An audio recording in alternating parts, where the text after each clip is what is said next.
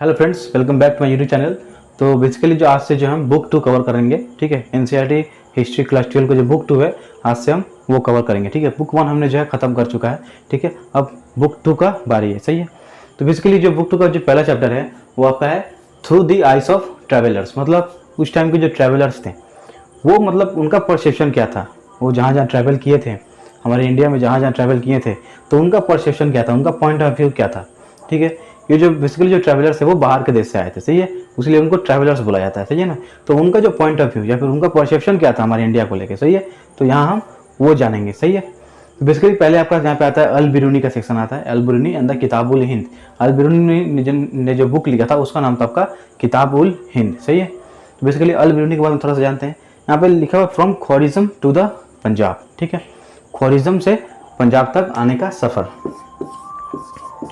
ख्वारिज़्म to Punjab, सही है। ख्वारिज़्म आज का प्रेजेंट है आपका उज्बेकिस्तान, ठीक है। ख्वारिज़्म जो है आपका आज का प्रेजेंट है उज्बेकिस्तान, सही है। तो बेसिकली जो अल बिरूनी थे उनका जन्म हुआ था आपका ख्वारिज़्म में 973 में, सही है। 973 में उनका जन्म हुआ था ख्वारिज़्म में। ख्वारिज़्म जो था उस टाइम जो ना, मतलब एक हम बोल सकते हैं बेस्ट लर्निंग सेंटर था। वहाँ पे जो एजुकेशन प्रोवाइड किया था वो बहुत ही ज़्यादा बेस्ट था, जिसके कारण जो है जो अल बिरूनी थे वो मतलब बहुत ही ज़्यादा हम बोल सकते थे एक इंटेलेक्चुअल पर्सनालिटी थे, सही है। उनको मतलब बहुत सारे लैंग्वेजेस आते थे, सीरियक, हिब्रू, फिर संस्कृत भी उनको आता था, फिर हम बोल सकते हैं अरबिक, ठीक है। इन सब जो लैंग्वेज थे वो बहुत ज़्यादा एकस्टम्ड थे, सही है।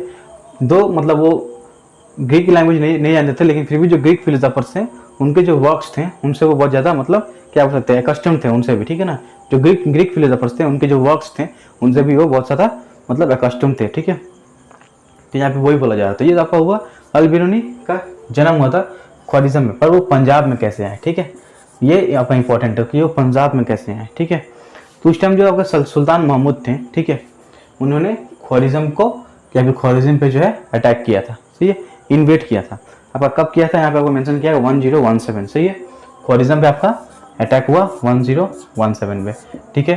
कौन किया? सुल्तान महमूद ख्वारिज़्म पे अटैक किए और वो क्या किए, उस जगह को तो तहस नहस किए ही, फिर वहाँ के जो मतलब जो कल्चरल इंपॉर्टेंस था या फिर वहाँ के जो इंटेलेक्चुअल पर्सनालिटीज़ थे उनको जो है अपने इंडिया में लेके चले आए, ठीक है।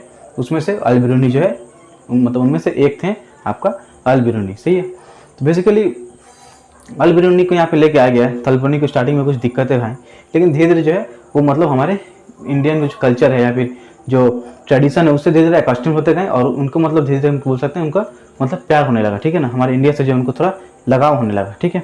वो मतलब जो अपना मैक्सिमम समय थे वो ब्राह्मण के साथ स्पेंड करते थे, उनसे बहुत कुछ सीखते थे, ठीक है, अपना आइडिया शेयर करते थे। धीरे धीरे मतलब हम बोल सकते हैं एक इंटरचेंज ऑफ आइडियाज मतलब होने लगा, सही है। यहाँ पे वही बोला गया। It was in Ghazni that Al Biruni developed an interest in India, ठीक है। मतलब गजनी में लेके चले आए थे, उनका कैपिटल था, ठीक है। सुल्तान महमूद का कैपिटल था गजनी, वहाँ पे लेके चले आए थे, ठीक है। तो गजनी में ही जो है मतलब अल बिरूनी का इंटरेस्ट जगा इंडिया के लिए, सही है। यहाँ पे वही बोला गया। Sanskrit works of astronomy, mathematics and medicine had been translated into Arabic from the 8th century onwards. मतलब वो जो है जो संस्कृत वर्क्स था मतलब मैथमेटिक्स पे या फिर साइंस पे, ये सब उस टाइम मतलब जो हम बोल सकते हैं ट्रांसलेट किया जा चुका था अरबिक या फिर अदर लैंग्वेज में, ठीक है। तो जो अल बिरूनी थे उनका कुछ पढ़ने में कुछ दिक्कत हुआ नहीं, ठीक है। यहाँ पे वही बोला गया। Al Biruni spent years in the company of Brahmins, priests and scholars, learning Sanskrit and studying religious and philosophical text, जिसे मैंने आपको पहले बताया, ठीक है ना। ऐसे मतलब उनका आइडियाज़ कहीं से इंटरचेंज होने लगा, ठीक है। यहाँ पे वही बोला गया।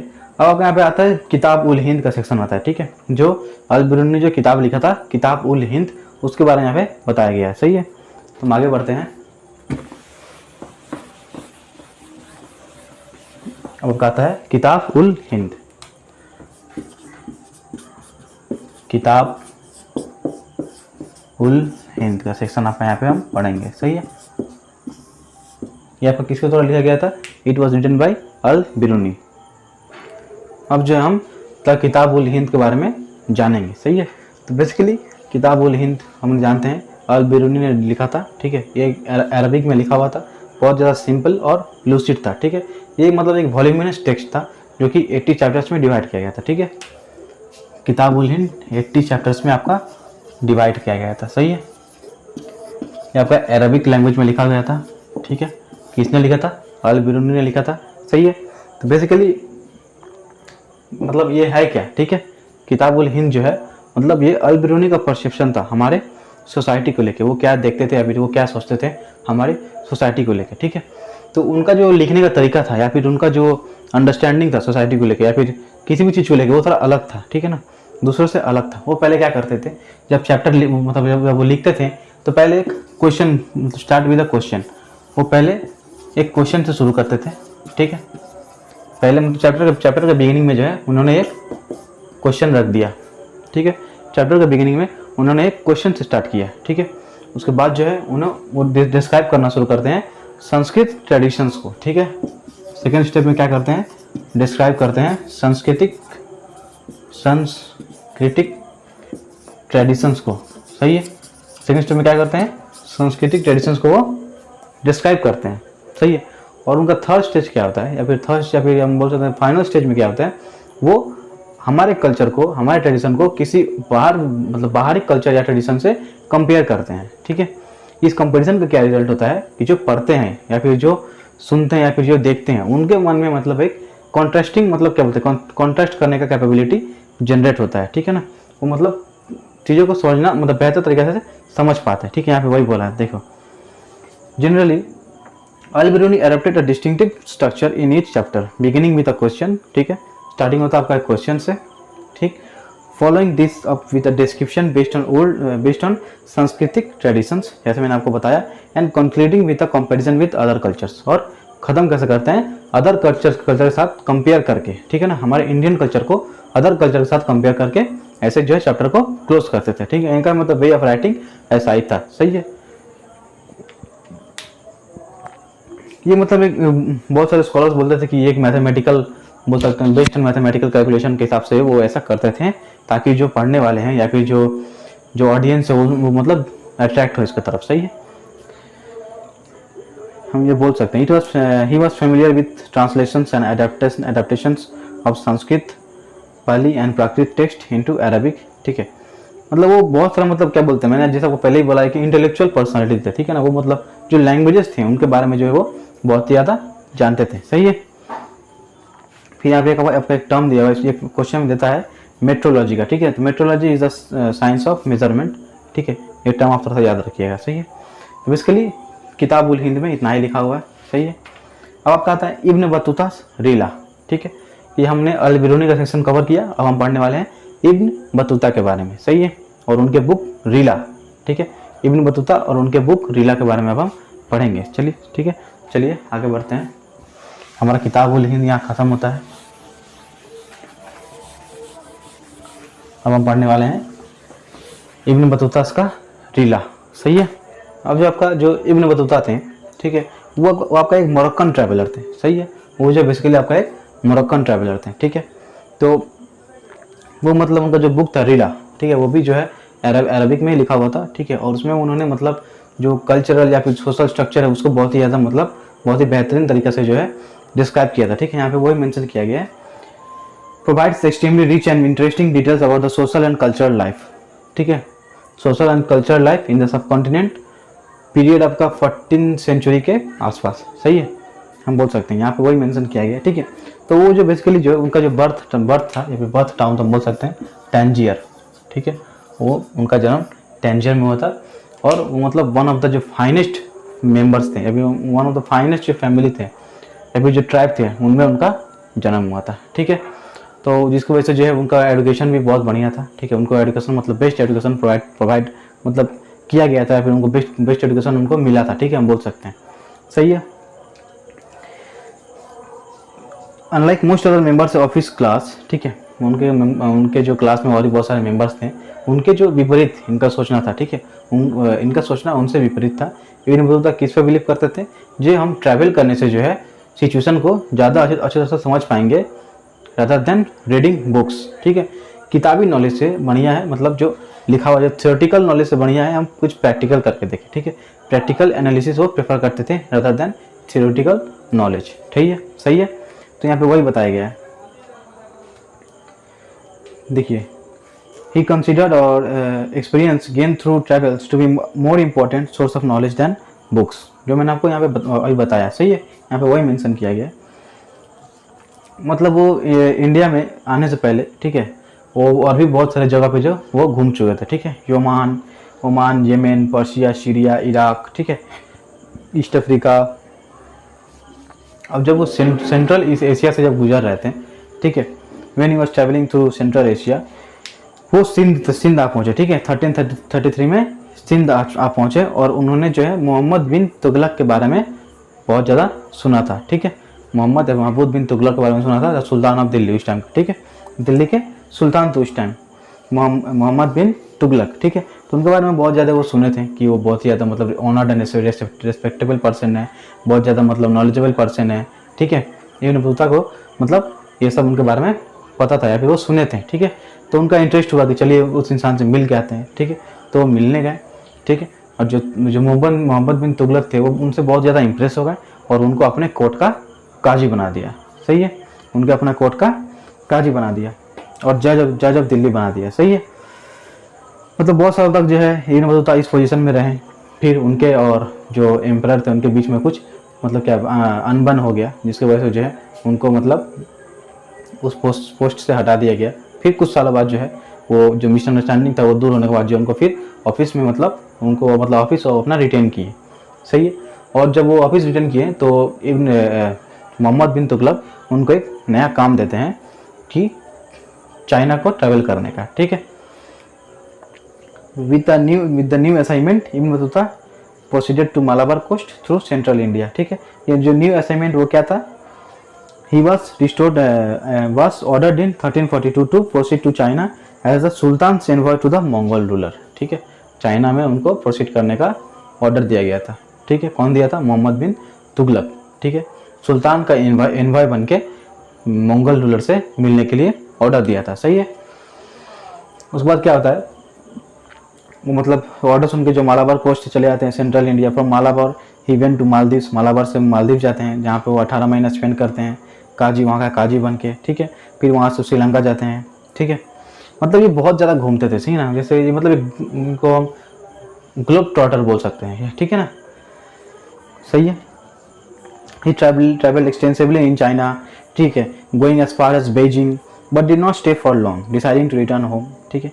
Ibn Battuta meticulously recorded his observations about new cultures, peoples, beliefs, values, etc. We need to bear in mind that this globetrotter was traveling in the 14th century। देखिए यहाँ पे एक जो बहुत इंपॉर्टेंट बात बताया गया है, ये जो ग्लोब ट्रॉटर थे, मतलब ग्लोब ट्रॉटर मतलब जो बहुत जगह जो है घूमता रहता है, ठीक है ना, इन्फॉर्मेशन गैदर करता है और उसको मतलब लिखता है या फिर नोट डाउन करता है, ठीक है। तो जो इब्न बतूता थे ना, वो मतलब 14th सेंचुरी में ट्रैवल कर रहे थे, ठीक है। उस टाइम पे जो है, उस टाइम पीरियड में जो है ट्रैवल करना बहुत ही ज़्यादा हैज़ार्डस था, ठीक है। मतलब बीच रास्ते में रॉबरी हुआ करते थे, सही है। मतलब लोगों को मर्डर कर दिया जाता था, जो रिसोर्सेज था या फिर जो भी वेल्थ था सब लूट के लेके चलाया जाया करता था, ठीक है। लेकिन उस टाइम ये सब कॉमन था, ठीक है। तो इससे वो डरे नहीं थे, ठीक है ना, इनसे वो घबराए नहीं थे। वो मतलब ट्रैवलिंग करते थे और बहुत बार उनको जो है जो रॉबर्स थे वो लूटे भी थे या फिर उनको जो डैमेज भी पहुंचाए थे, ठीक है ना। मतलब उनसे उनको कुछ खास फर्क पड़ा नहीं था, वो अपना काम जो है जारी रखे थे, ठीक है। वो मतलब यहाँ पे वही बोला गया। फिर यहाँ पे आपका इन्फॉर्मेशन दिया गया 14 डेज लगता था आपका मुल्तान टू दिल्ली जाने में और 50 days from Sindh to Delhi, मतलब ये ड्यूरेशन दिया गया, ठीक है ना। इसके लिए आपको यहाँ पे यही बोला गया है, ठीक है। इनको ग्लोब ट्रॉटर बोला जाता था, ठीक है, क्योंकि हम भी बहुत जगह घूमते थे, ठीक है। हम ये जान चुके हैं कि मतलब इंडिया में आने से पहले भी ये येमेन, ओमान, सीरिया ये सब जगह घूम चुके थे, ठीक है ना। मतलब ये इनका मानना था कि हम अगर मतलब थियोरेटिकल नॉलेज से बनी जाए कि हम प्रैक्टिकल एनालिसिस कर लें, ठीक है। हम थोड़ा घूम लें, थोड़ा जान लें, घूमेंगे जानेंगे कि अपने आँख से देखेंगे तो वो मतलब बेटर अंडरस्टैंडिंग हमें दिलाएगा, ठीक है ना, रादर देन रीडिंग बुक्स, सही है। उनका ये मानना था और कहीं मतलब ये सही है, ठीक है ना। ये जो थिंकिंग है ये सही है। जो बुक लिखता है वो अपने पॉइंट ऑफ व्यू से लिखता है, सही है ना। पर हम जो देखते हैं वो हमारा पॉइंट ऑफ व्यू अलग होता है बुक लिखने वाले से, सही है। जो बुक जो मतलब हमारा देखिए हमारा पॉइंट ऑफ व्यू जो हमेशा मैटर करता है, ठीक है ना। किसी भी कोई भी टाइप का डिसीजन में जो है हमारा खुद का पॉइंट ऑफ व्यू बहुत ज़्यादा मैटर करता है रादर देन किसी दूसरे का, सही है। तो यहाँ पे वही बोलने की कोशिश किया गया। अब आपका आता है यहाँ पे बोला गया है जो Ibn Battuta was attacked by bands of robbers several time, बहुत ज़्यादा उनको मतलब चोट भी लगा था, उनके बहुत सारे जो उनके साथ जो अकम्पनी थे ट्रैवल में वो मतलब उनका मर्डर भी हुआ था। द एन्जॉयमेंट ऑफ क्यूरियोसिटी, सब आपका एक नया सेक्शन आता है, द एन्जॉयमेंट ऑफ क्यूरियोसिटीज, सही है, द एन्जॉयमेंट ऑफ क्यूरियोसिटीज, ठीक है। अब हम इसके बारे में पढ़ने वाले हैं। बेसिकली ये जो सेक्शन है द एन्जॉयमेंट ऑफ क्यूरियोसिटीज, यहाँ पे मतलब यही बोला गया है कि जो इब्न बतूता थे, हम बोल सकते हैं कि बहुत ही ज़्यादा जो है मतलब घुमा करते थे, सही है ना।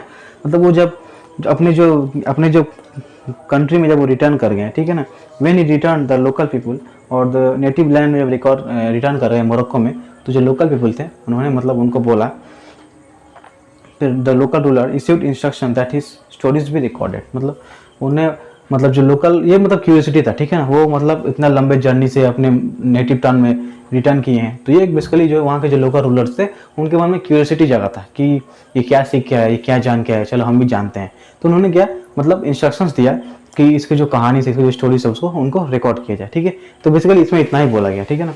अब हम आते हैं आपका फ्रैंकोइस बर्नियर और डॉक्टर विद अ डिफरेंस, ठीक है। फ्रैंकोइस बर्नियर ये भी एक ट्रैवलर थे, इनके बारे में हम जानेंगे, सही है।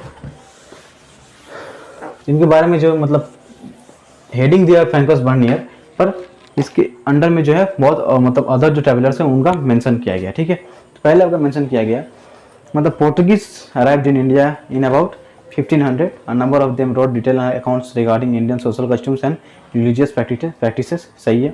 Among the best known of the Portuguese writers is Duarte Barbosa, ठीक है। द बेस्ट ऑफ पोर्टुगीज, जो बेस्ट थे, ठीक है ना, पोर्तुगीज का, उनका नाम था दुआर्ते बारबोसा, ठीक है, दुआर्ते बारबोसा, ये मतलब उन पोर्तुगीज में वन ऑफ द बेस्ट थे, सही है। इनके बारे में क्या बोला गया, who wrote a detailed account of trade and society in south India, ठीक है। मतलब इनका जो स्पेशलिटी था आपका ट्रेड था, ठीक है। इनका स्पेशलिटी क्या था, ट्रेड, सही है। इन्होंने जो लिखा था उसका मतलब फोकस पॉइंट था आपका ट्रेड, सही है। अब हम देखते हैं, later after 1600 we find growing numbers of Dutch, English and French travellers coming to India, मतलब जो सब आते थे ना, अब इंडिया में अपॉर्चुनिटी खोजने के लिए आते थे, ठीक है, कि मतलब वहाँ के जाएंगे, वहाँ अपना इंटेलेक्चुअलिटी दिखाएंगे, वहाँ के जो रूलर्स है वो हम लोग के अपॉइंट कर लेंगे। यहाँ पे मतलब बेसिकली ये उनका फंडा था, सही है। यहाँ पे वही बोला गया, one of the most famous, मतलब फ्रेंच वाला जो था, फिर जो मतलब जो फ्रेंच के जो ट्रैवलर्स थे उनमें से सबसे इंपॉर्टेंट था आपका जीन बैप्टिस्टे ट्रैवर्नियर, ठीक है। वो travel to India and at least 6 time, मतलब छः बार जो है उन्होंने मतलब वो जो ट्रैवल किए थे इंडिया में, ठीक है। उनका नाम क्या था, जीन बैप्टिस्टे ट्रैवर्नियर, ठीक है, जीन बैप्टिस्टे ट्रैवर्नियर, ठीक है। उनका नाम था जीन बैप्टिस्टे ट्रैवर्नियर, फ्रांस के, सही है, फ्रेंच ट्रैवलर थे, ठीक है। मोर 6 टाइम जो उन्होंने इंडिया पे मतलब इंडिया में आए थे, सही है। यहाँ पे वही बोला गया।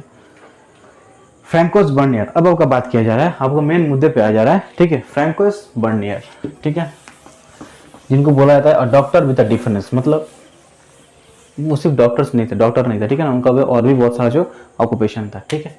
अब हम पढ़ने वाले हैं फ्रैंकोइस बर्नियर, फ्रैंकोइस NIER है ना, NIER है ना, हाँ NIER, ठीक है, फ्रैंकोइस बर्नियर। तो इनके बारे में क्या बोला गया, Francois Bernier a French man was a doctor, political philosopher and historian, ठीक है। वो डॉक्टर थे, पॉलिटिकल फिलोसोफर थे और वो एक मतलब हिस्टोरियन थे, ठीक है। तो जो है like many others he came to the Mughal empire in search of opportunity, जैसे मैंने आपको पहले बताया, ठीक है। अपॉर्चुनिटी का सर्च करते करते जो है वो मुगल एम्पायर में चले आए, सही है। ही was in India for 12 years, ठीक है। कितने साल के लिए थे आपका, 12 साल के लिए इंडिया में थे, 12 ईयर्स में, ठीक है। ही वॉज अ फिजिशियन, ठीक है, वो फिजिशियन से प्रिंस दारा सुको के, जो थे एल्डेस्ट सन ऑफ शाहजहां, सही है ना। यहाँ पे दिया गया, he was in India for 12 years from 1656 to 1668, यहाँ पर थोड़ा डेट इंपॉर्टेंट है, 1656 टू 1668, ठीक है ना। 1656 से लेके 1668 तक वो इंडिया में थे। He was and associated with the Mughal court as a physician to prince Dara Shikoh the eldest son of emperor Shahjahan and later as an intellectual and scientist with Danishmand Khan and Armenian noble at Mughal court. सही है, मतलब 12 साल जो है वो India में थे, Mughal emperor के अंडर में थे। ठीक है, पहले जो थे आपका फिजिशियन थे प्रिंस दारासुको के, जो कि एल्डेस्ट सन है शाहजहां के। उसके बाद जो है साइंटिस्ट या फिर इंटेलेक्चुअल के हिसाब से काम करते थे दानिशमंद खान के अंडर में। सही है, यहाँ पे उनके बारे में ये बोला गया है। ठीक है, अब जो है एक आपका सेक्शन दिया है कंपेयरिंग ईस्ट एंड वेस्ट। ठीक है, ये बेसिकली उनका एक आदत था। सही है ना, इब्न बतूता का एक आदत बन गया था, sorry not Ibn Battuta, François Bernier का। ठीक है, एक हैबिट बन चुका था फ्रैंकोस बर्नियर। ठीक है, कंपेयरिंग ईस्ट एंड वेस्ट, मतलब वेस्टर्न कंट्री से जो है वो हमारे इंडिया को कंपेयर करते थे। ठीक है, देखिए यहाँ पे क्या बोला गया। Bernier traveled to several parts of the country and wrote accounts of what he saw, frequently comparing what he saw in India with the situations in Europe. He dedicated his major writings to Louis XIV, the King of France, and many of his other works were written in the form of letters to influential officials and ministers. ठीक है, in virtually every instances Bernier described what he saw in India as a bleak situation। मतलब Bernier क्या describe करते थे कि India में जो चल रहा है वो एक ब्लिक सिचुएशन है। ठीक है ना, मतलब बोल सकते हैं अंडर डेवलप सिचुएशन है, और जो वो मतलब यूरोपियन कंट्री में चल रहा है वो एक डेवलप, मतलब एक पॉजिटिव साइन दिखा रहा है। ठीक है, मतलब वो ऐसे वो रिप्रेजेंट करते थे। ठीक है, यहाँ पे वही बोला जा रहा है what he saw in India as a bleak situation in comparison to developments in Europe. मतलब यूरोप में जो डेवलपमेंट है, ठीक है, वो उसको मतलब यहाँ पे बताते हैं कि यूरोप में ये है, इंडिया में ये नहीं है, फिर इंडिया में ये नेगेटिव तरीके से है, पर ये चीज़ जो यूरोप में है वो पॉजिटिव तरीके से है। ठीक है, मतलब ईस्ट वेस्ट का वो कंपैरिजन करते थे, जो कि मेरे हिसाब से सही नहीं है, क्योंकि आप कहीं बाहर देश से आ रहे हैं, इंडिया में आ रहे हैं, और आप इस देश को बुराई कर रहे हैं। ठीक है, देखिए माना ये सिचुएशन सही नहीं था उस टाइम पे। ठीक है ना, उस टाइम पे धीरे धीरे मतलब डिक्लिनेशन हो रहा था, लेकिन आपको थोड़ा पास्ट में भी देखना पड़ता है। ठीक है ना, कि पास्ट कैसा था इसका, सही ना, इस रीजन का पास्ट कैसा था, थोड़ा वो पास्ट में भी थोड़ा देखना पड़ता है। ठीक है, हम देखिए मतलब कोई कंक्लूजन में आने से पहले जो हमें थोड़ा पास्ट देखना चाहिए। ठीक है, मतलब समझना चाहिए। ठीक है ना, कि ऐसा हो सकता है जिसकी वजह से आज ये सिचुएशन है। सही है ना, पर ये जो थे मतलब एक ईस्ट वेस्ट का कंपैरिजन करते थे। सही है, पता नहीं उस टाइम के जो रूलर्स थे वो इसका मतलब विरोध क्यों नहीं करते थे, इसका मतलब मुझे कोई ये क्या बोलते हैं कोई डिटेल अकाउंट मेरे पास नहीं है। सही है, वही बोला गया है। ठीक है, Bernier's works were published in France in 1670-71 and translated into English। ठीक है, मतलब यहाँ पे कौन कौन से लैंग्वेज में पब्लिश किया गया था वही सब बोला जा रहा है। ठीक है, वो इतना इंपॉर्टेंट नहीं है। अब आपका दिया जा रहा है मतलब एक टॉपिक दिया है, making sense of an alien world, Al Biruni and the सांस्कृतिक ट्रेडिशन। ठीक है, अब हम फिर रिटर्न आ रहे हैं अल-बिरूनी के पास में और सांस्कृतिक ट्रेडिशंस। अल-बिरूनी और सांस्कृतिक ट्रेडिशन के बीच में जो लिंकेज है उसको लेके यहाँ पे बात किया गया है। सही है, अब हम वो पढ़ते हैं। फिर से वापस हम चले आए अल-बिरूनी के पास, है ना। अल-बिरूनी, ये बंदा हमारा पीछा नहीं छोड़ने वाला। सही है, अल-बिरूनी। सही है, अब जो बेसिकली जो है इस सेक्शन में बोला गया है कि अल-बिरूनी को जो है मतलब कौन कौन से प्रॉब्लम्स का फेस करना पड़ा था, मतलब कंपाइलेशन में मतलब उनका जो टेस्ट था उसके कंपाइलेशन में जो है कौन कौन से प्रॉब्लम्स जो है उनको फेस करना पड़ा था। ठीक है, तो Al-Biruni, for instance, was aware of the problems inherent in the task he had set himself।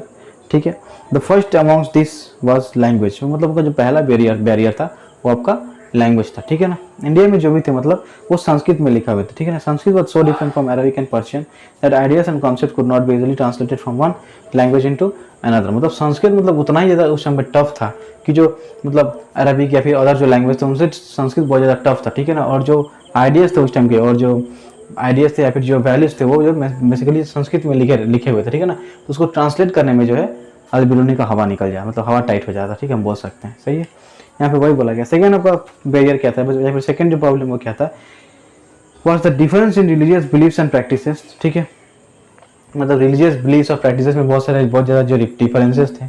ठीक है ना, क्योंकि उस टाइम जो सोसाइटी था वो मतलब डिवाइडेड था, मुस्लिम्स भी थे उस टाइम पे। ठीक है, हिंदूज भी थे, है ना, डिवाइडेड सोसाइटी था, या फिर जो 4 वर्नास थे हम बोल सकते हैं। सही है, तो उसके हिसाब से जो हम बोल सकते हैं कि जो रिचुअल्स था या फिर जो बिलीफ था वो भी जो डिफर करता था, ठीक है। तो वो उसकी वजह से मतलब उनको डिफिकल्टी क्या होता था कि वो जो है एक कंक्लूजन नहीं निकाल पाते थे, ठीक है ना। वो अपने स्टेटमेंट को कंक्लूड नहीं कर पाते थे कि हाँ ये मतलब पक्का फाइनल, ठीक है। फाइनल वो नहीं कर पाते थे, ठीक है। फाइनल करते करते उनका खुद का फाइनल मतलब सिचुएशन आ जाता था, सही है, हम बोल सकते हैं। फाइनल करना उनके लिए पॉसिबल नहीं हो पा रहा था, सही है। यहाँ पे वही बोला गया। फिर आपको बोला गया है मतलब अलग सिस्टम, नेक्स्ट सेक्शन में दिया गया Al Biruni description of the caste system, ठीक है। अल बिरूनी जो है कास्ट सिस्टम को कैसे डिस्क्राइब करते हैं, ठीक है, यहाँ पे वो बोला गया है, सही है। तो अल बिरूनी जो है मतलब इनका तरीका थोड़ा अलग था। वो मतलब अपने इंडिया से जो है, इंडिया में जो कंडीशन था वैसा ही कंडीशन कहीं और मतलब इसके पैरेलल कहीं और खोजने लगे, ठीक है ना, कि सेम कंडीशन कहीं और है कि नहीं। तो उनको कंडीशन ऐसा मिला था, ठीक है। जो एंशियंट पर्शिया था वहाँ पर भी 4 social categories were recognised, those of knights and princes, monks, fire priests and lawyers, physicians, astronomers and other scientists, and finally peasants and artisans.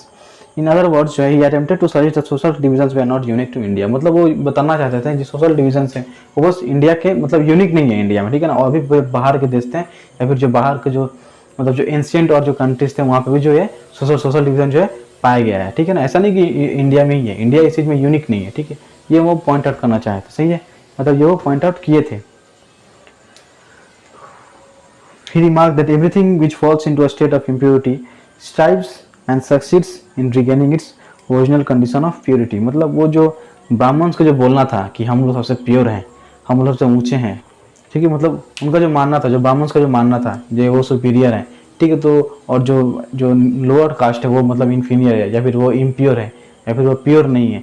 तो इनका वो मानना था कि नहीं, जो भी मतलब जो इम्प्योर है या फिर जो प्योर है, प्योर नहीं है, वो मतलब स्ट्राइव कर सकते हैं, इस टाइप करके जो है प्योर बन सकते हैं, सही है। ये आपका अल बिरूनी का मानना था, सही है।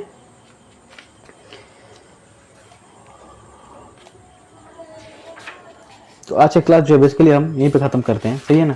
आज हम पार्ट 1 आपका यहीं पे रखते हैं, ठीक है। बुक 2 का पार्ट 1 आज यहीं पे रखते हैं क्योंकि चैप्टर बहुत ज़्यादा ह्यूज है, कवर अप करने में थोड़ा दिक्कत हो सकता है, ठीक है ना।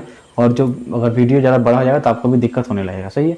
तो बेसिकली आज का जो क्लास है हम यहीं पे ख़त्म करते हैं, ठीक है। यहीं पे हम पॉज करते हैं, सही है। हम कंटिन्यू करेंगे नेक्स्ट क्लास में, और इसके बाद के जो सेक्शन है वो हम कवर करने का कोशिश करेंगे, ठीक है। तो बेसिकली आज क्लास में यही ख़त्म करते हैं, ठीक है। चैनल को सब्सक्राइब कर दीजिएगा, वीडियो को लाइक एंड शेयर कर दीजिएगा, ठीक है। बेल आइकन को प्रेस कर दीजिएगा, ठीक है। तो आज की क्लास हम यहीं पे ख़त्म करते हैं, मिलते हैं हम लोग पार्ट 2 में।